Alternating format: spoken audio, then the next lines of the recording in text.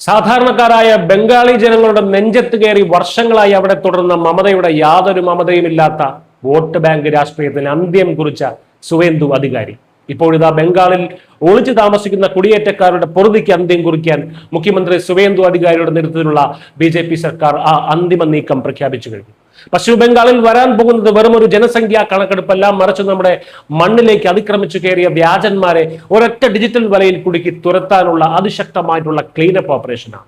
വരുന്ന ഓഗസ്റ്റ് 1 മുതൽ ബംഗാളിൽ ഔദ്യോഗികമായി ഡിജിറ്റൽ സെൻസസ് പ്രക്രിയ ആരംഭിക്കുകയാണ്. അടുത്ത വർഷം ഫെബ്രുവരി വരെ നീളുന്ന ഈ മഹാദൗത്യത്തിലൂടെ ഓരോ പൗരന്റെയും കൃത്യമായിട്ടുള്ള വിവരങ്ങൾ ശേഖരിക്കും. ഇതിന്റെ ആദ്യപടിയായി ഓഗസ്റ്റ് 15 വരെ ജനങ്ങൾക്ക് സ്വന്തമായി ഓൺലൈൻ വഴി വിവരങ്ങൾ രജിസ്റ്റർ ചെയ്യാം. അതിനുശേഷം സർക്കാർ ജീവനക്കാർ പ്രത്യേക മൊബൈൽ ആപ്ലിക്കേഷൻ വഴി നിങ്ങളുടെ വീടുകളിൽ നേരിട്ടെത്തി വിവരങ്ങൾ ശേഖരിച്ച് ഒരു ഇടനിലക്കാരനുമില്ലാതെ നേരിട്ട് കേന്ദ്ര സെർവറിലേക്ക് അപ്ലോഡ് ചെയ്യും. സെൻസസ് ഡയറക്ടർ രശ്മി കോമളിന്റെ നേരിട്ടുള്ള മേൽനോട്ടത്തിലാണ് ഈ വിപ്ലവകരമായിട്ടുള്ള മാറ്റം നടപ്പിലാകുന്നത്. ജനങ്ങൾക്ക് യാതൊരുവിധ ആശയക്കുഴപ്പവും ഉണ്ടാകാതിരിക്കാൻ ദേശീയ ടോൾ ഫ്രീ നമ്പറുകളും ഒപ്പം ഔദ്യോഗിക വെബ്സൈറ്റും സജ്ജമാക്കി കഴിഞ്ഞു.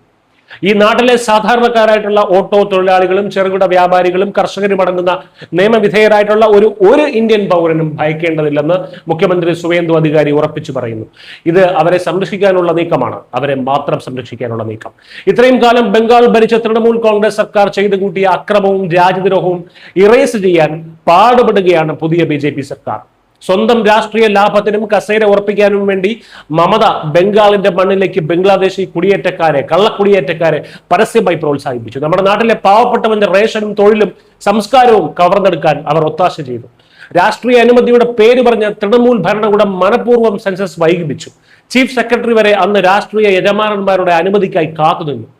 തൽഫലമായി മറ്റു സംസ്ഥാനങ്ങൾ വികസനത്തിൽ ഏറെ മുന്നോട്ട് പോയപ്പോൾ നമ്മുടെ ബംഗാൾ പതിറ്റാണ്ടുകൾ പിന്നോട്ട് പോയി. ഭരണഘടന അനുശാസിക്കുന്ന ഈ സുപ്രധാന കടമ നിർവഹിക്കാൻ പഴയ തൃണമൂൽ ഭരണകൂടം ഭയന്നു. പക്ഷേ BJP സർക്കാർ അധികാരത്തിലെത്തിയതോടെ ആ കള്ളക്കളി അവസാനിച്ചു.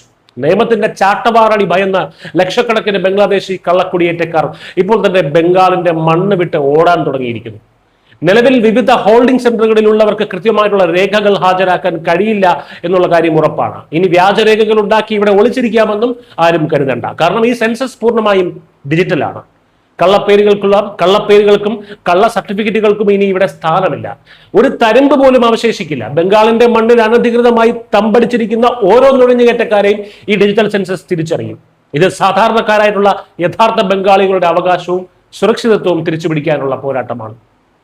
വോട്ട് ബാങ്ക് രാഷ്ട്രീയത്തിന്റെ പഴയ ഇരുണ്ട നാളുകൾ അവസാനിപ്പിച്ച സുശക്തമായിട്ടുള്ള ഭരണത്തിലൂടെ ബംഗാളിന്റെ തനിമയും അഭിമാനവും ഭാരതത്തിന്റെ അതിർത്തി സുരക്ഷയും കാത്തുസൂക്ഷിക്കാൻ BJP സർക്കാർ നടത്തുന്ന ഈ ചരിത്ര നീക്കം ഒരു പുതിയ പ്രഭാതത്തിന്റെ തുടക്കമാണ്. News desk.